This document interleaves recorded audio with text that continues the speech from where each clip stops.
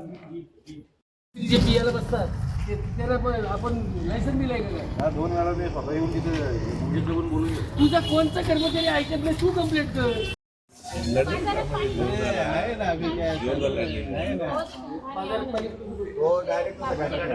Police पे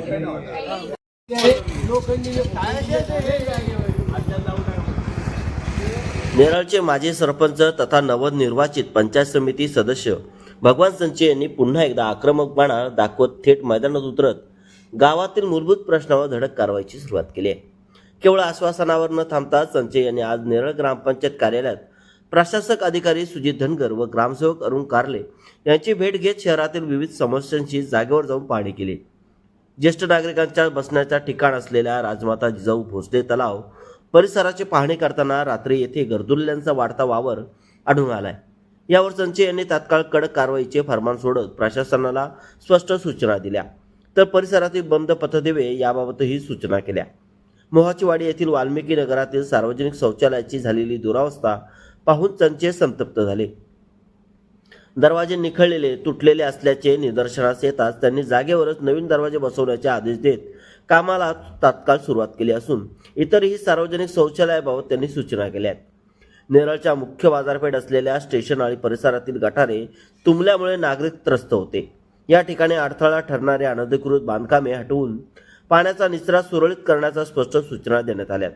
वर्षानुवर्षे गळती असलेल्या भूमिगत पाईपलाईनवरही तोडगा काढण्याचे काम हाती घेतले.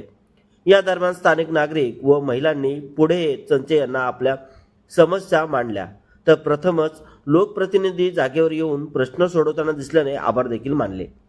परिसरातील ठिकठिकाणी साचलेला कचरा, काही सोसायट्यांनी बंद केलेले रस्ते या मुद्द्यांवरही संचे यांनी नागरिकांच्या तक्रारी ऐकून घेत प्रशासनाला ठोस कारवाईचे निर्देश दिले. पाण्याच्या समस्येबाबतही पाठपुरावा सुरू असल्याचं त्यांनी सांगितले. यावेळी ठाकरे सेनेचे व राष्ट्रवादीचे स्थानिक पदाधिकारी उपस्थित होते. दरम्यान भगवान संचे यांच्या कामाच्या पद्धतीने आजही प्रशासन कर्मचारी हे जाणून असल्याने त्यांची चांगली तंत्रले असून आपल्याला कामात हलगर्जीपणा चालणार नाही हे पुन्हा एकदा संचे यांनी ठणकावून सांगितले. एकूणच नेरळच्या विकासाला संचे यांच्या पुढाकाराने नवी दिशा मिळणार का हे देखील पाहणं महत्त्वाचं ठरणार आहे.